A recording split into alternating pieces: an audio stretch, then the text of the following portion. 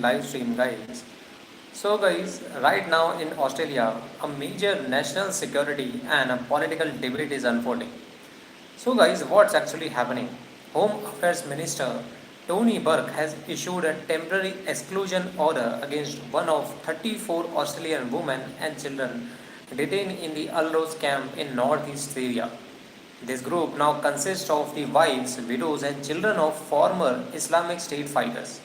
A temporary exclusion order is what that means is a legal mechanism that allows the minister to block an Australian citizen from returning to Australia for up to 2 years if there are reasonable grounds to suspect the restriction would help prevent terrorism or support for the extremist activity.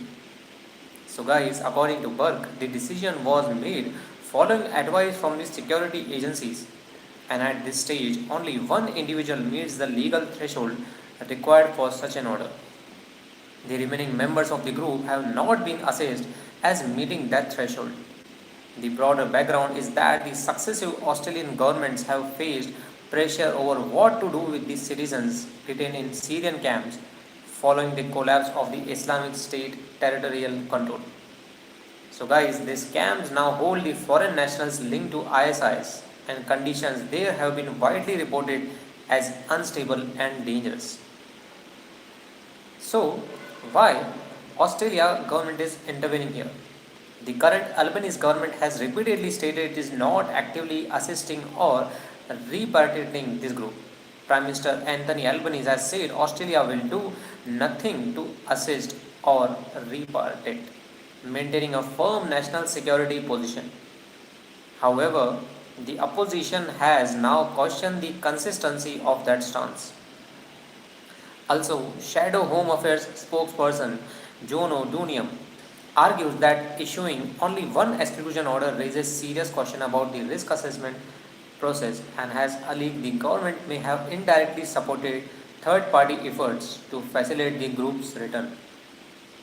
Now, government ministers denied coordinating with any external parties and insist all decisions are based strictly on the security and legal thresholds. The political impact is significant, guys, because this issue sits at the intersection of counterterrorism, immigration law, and human rights. Now, this blocks the citizens from returning. It faces criticism over legal and moral obligations, especially regarding the children's. If it allows return without the strict controls, it risks backlash over the public safety. So, guys, Anthony Albanese is now in a big dilemma. This strategic dilemma is whether preventing return actually reduces the long term risk or whether the structured repatriation with monitoring, persecution where appropriate, and de radicalization programs would provide greater control. So, guys, what could happen next depends largely on the further security assessment. Also, additional exclusion orders could be issued if the agencies determine others meet the threshold, or legal challenges could also arise if those affected contest the orders.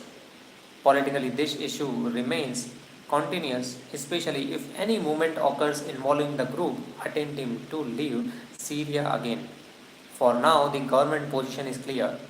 Decisions are being made case by case based on the security advice, with national interest as the stated priority. But now the debate over how Australia handles citizens linked to the extremist groups is far from over, guys. So, guys, that was my personal take on this story. What do you feel? Let me know in the comments. I would love to hear from you and respond back. And thank you so much for tuning in, guys. If you are watching it replay, thank you for watching this video, and also keep following and supporting us so that we never lose an hope.